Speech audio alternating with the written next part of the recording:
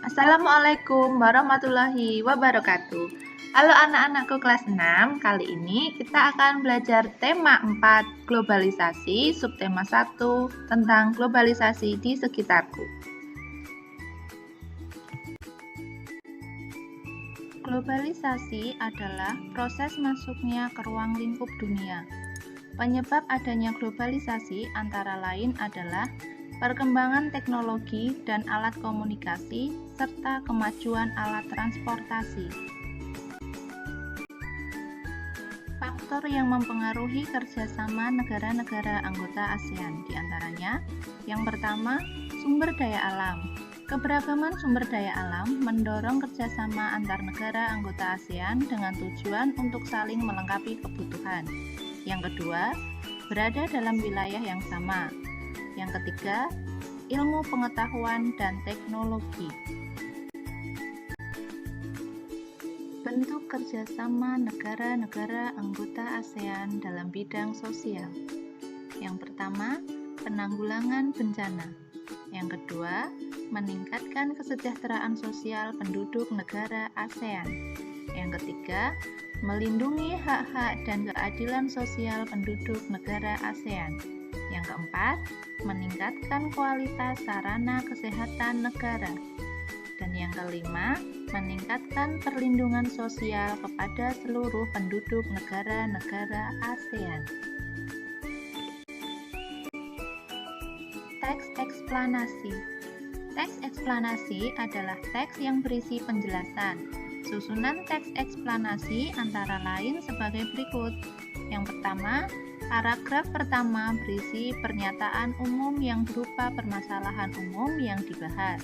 Yang kedua, paragraf kedua berisi fakta, pembuktian atau proses penyelesaian dari topik yang dibahas.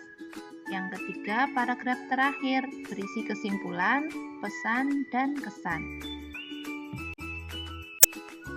Selanjutnya adalah reklame. Reklame adalah salah satu bentuk ajakan atau pemberitahuan kepada orang lain. Tujuan reklame digunakan untuk menawarkan dan mengajak pembaca agar mengikuti anjuran atau membeli produk yang ditawarkan. Reklame berdasarkan tujuan pengadaannya, yaitu reklame komersial dan reklame non-komersial. Reklame berdasarkan medianya, reklame audio, reklame visual, reklame audiovisual. Yang selanjutnya adalah ciri-ciri reklame. Ciri-ciri reklame berisi informasi, membujuk, atau mengajarkan masyarakat. Menggunakan kata-kata yang menarik, terdapat slogan di dalamnya. Terdapat gambar atau ilustrasi untuk membuat reklame lebih menarik.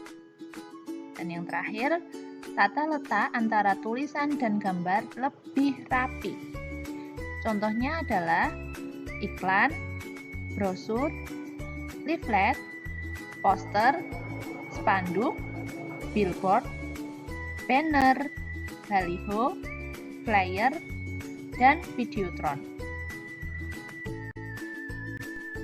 Pembelajaran selanjutnya adalah sikap terhadap keberagaman kegiatan ekonomi. Yang pertama, saling menghargai dan menghormati. Membayar barang yang dibeli sesuai dengan harganya. Yang ketiga, bermain dengan teman tanpa membedakan kegiatan ekonomi yang dilakukan oleh orang tuanya. Yang keempat, tidak bersikap sombong. Yang kelima, memudahkan kurir yang mengirim dengan memberikan alamat yang jelas. Yang keenam, memuji barang yang dihasilkan oleh pelaku kegiatan ekonomi lain. Dan yang ketujuh, melaksanakan persaingan yang sehat. Oke, pembelajaran selanjutnya adalah mengidentifikasi proses penyaluran energi listrik. Bisa dilihat pada gambar proses penyaluran energi listrik.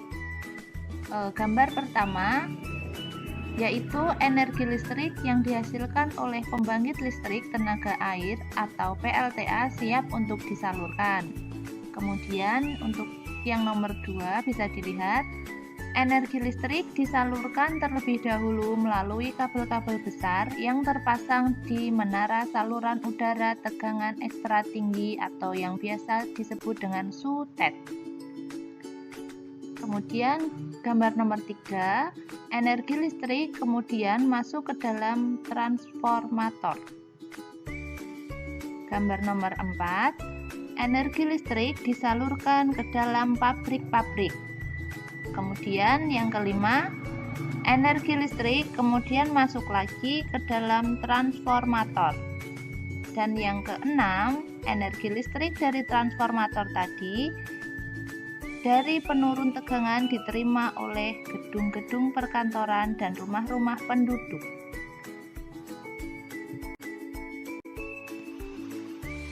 Nah, sekian yang bisa saya sampaikan. Semoga bermanfaat. Terima kasih. Wassalamualaikum warahmatullahi wabarakatuh.